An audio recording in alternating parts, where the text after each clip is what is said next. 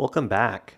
Now we're starting to get into the nitty-gritty of designing pages with CSS. We're going to talk about controlling an element's dimensions. This is a little bit of an in-depth topic, so we're going to do it in two parts. The first and most important thing to recognize is that every element on the page creates a box. Block elements stack on top of one another, and inline elements sit next to one another. So let's jump over to the browser really quickly so you can see this in action.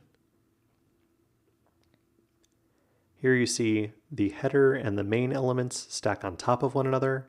If I move into the main, you see the H1 stacks on top of the paragraphs, the sections stack on top of one another, and the elements within the sections stack on top of one another. These are all block level elements. If I go down here to this paragraph in camouflage, and I expand that, drill down into that one, and choose the paragraph that has the skin link in there, you'll see that the skin link, the anchor there, is an inline element. Same thing with this italic sepia officinalis. These are inline elements. Now we can control the size of block elements. So again, jumping into the browser, let's take this first paragraph under camouflage.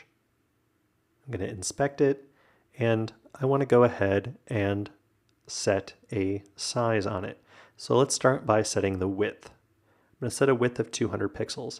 If I mouse over it, you see the orange?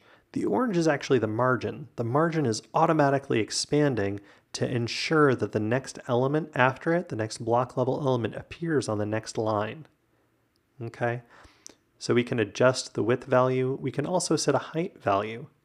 And when we set the height, if we set the height smaller than the actual text content of the element, you see that the text content actually overflows out of the element, which looks pretty fugly. We can control that using the overflow property. By setting overflow hidden, it makes any content that flows outside of the element disappear.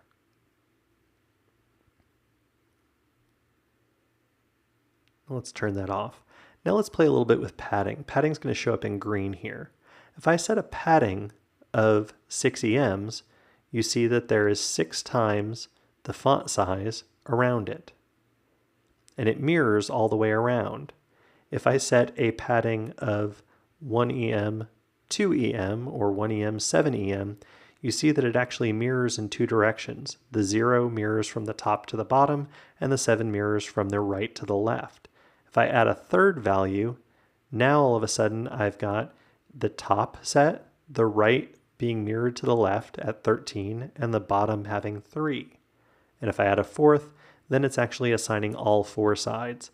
So we've got the top, right, bottom, and left. So it moves clockwise from the top around the entire element.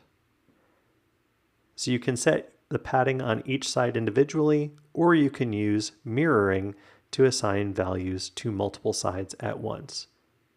So a single padding value will apply to all sides. 2 padding values will mirror the first value to the top and bottom, and the second value to the right and left. 3 values will have the top value assigned.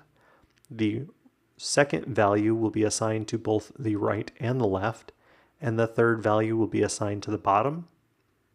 And then finally, 4 values would assign each of them top, right, bottom, left.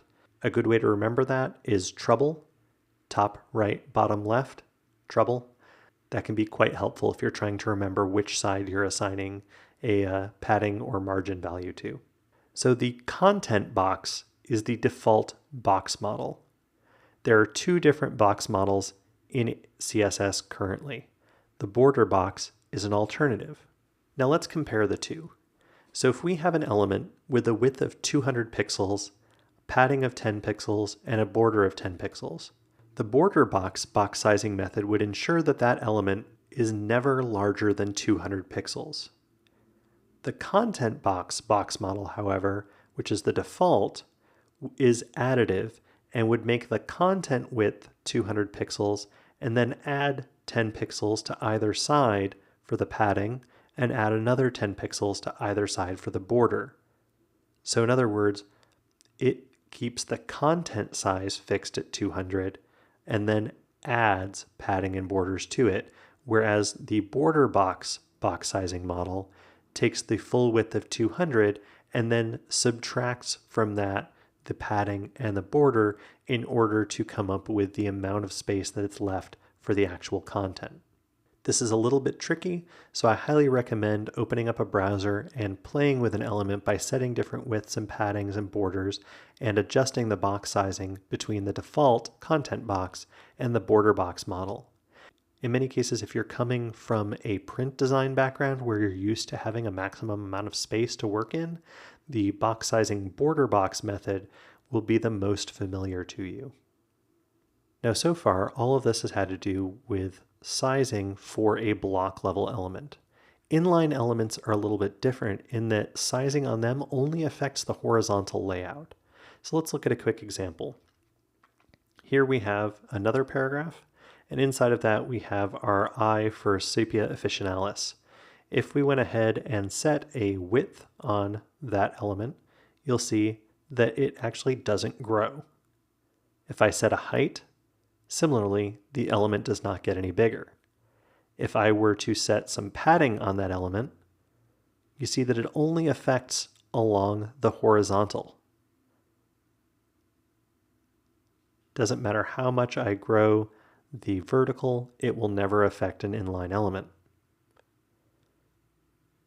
And the same thing is true of margins. If I was to set a margin on there, it would only apply in one direction and not the other.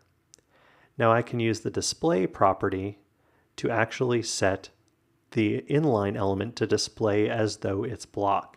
And you'll notice when I did that, all of a sudden it popped down to its own line, and all of a sudden the dimensioning of the width and the height applied. There's another display property called display inline block, which is kind of like the best of both worlds. It lets you give the dimensioning sizes, but keeps the element in line. But by default, the I element is inline, so we'll leave it like that. So in this chapter, we talked about boxes and the box model. We talked about element dimensioning, and we talked about padding. In the next chapter, we're going to talk about different display types like we just looked at with display block and display inline block. And we're going to look at box shadows. See you in a minute.